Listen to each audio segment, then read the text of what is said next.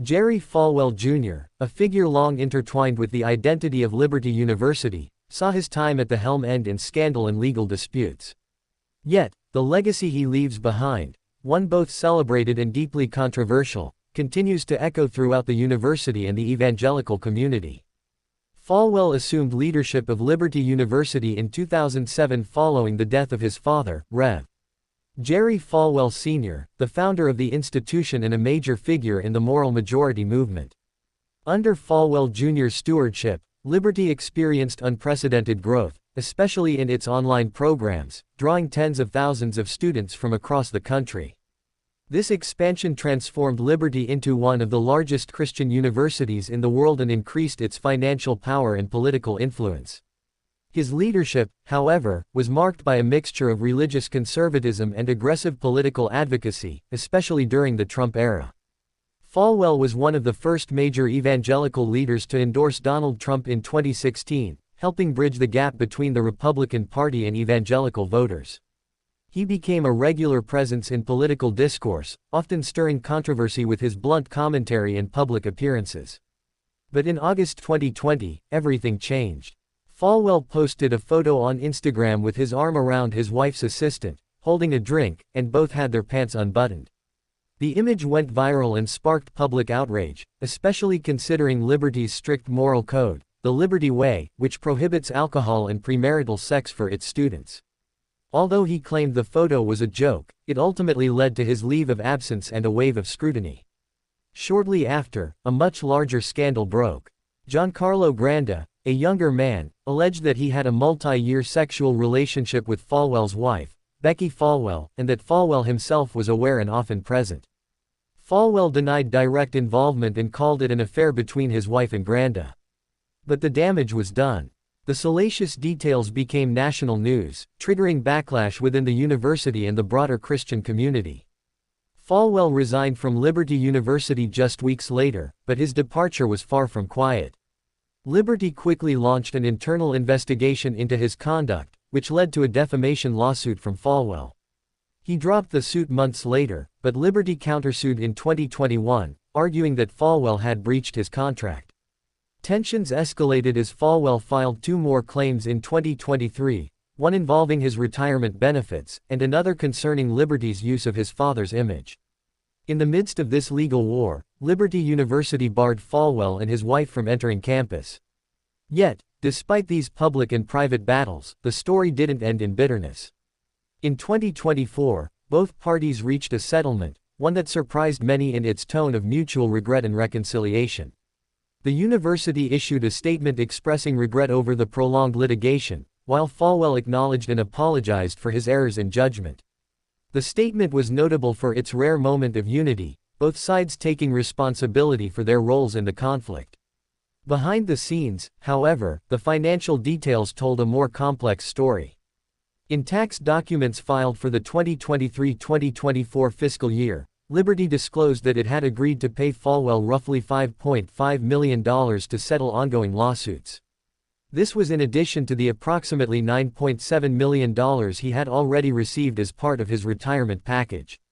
In exchange, Falwell agreed to pay back $440,000 to the university for what were termed disputed expenses. The document marked the end of a long, tumultuous chapter. Publicly, Falwell said he was very pleased with the outcome of the settlement negotiations and with the final settlement. Liberty, for its part, chose not to comment in detail, instead pointing reporters to the joint statement released earlier in the year. Despite his resignation and settlement, Falwell has not vanished from the public eye. In fact, by mid-2024, he was seen attending Liberty University's homecoming game. He was also allowed back on campus, suggesting that while he no longer holds a position of authority, his ties to the school and community are far from severed. Adding another layer to the story is the continued presence of Falwell's family in Liberty's leadership. His brother, Jonathan Falwell, now serves as chancellor and is also the head of Thomas Road Baptist Church, the very institution founded by their father. That means the Falwell family, despite the scandals, still holds significant spiritual and administrative sway over the community their patriarch built. In the backdrop of these personal and legal dramas, Liberty University has also faced its own reckoning. In 2024, the Biden administration imposed a $16 million penalty on the school after a federal investigation found that Liberty had fostered a campus culture where students felt unsafe reporting sexual violence.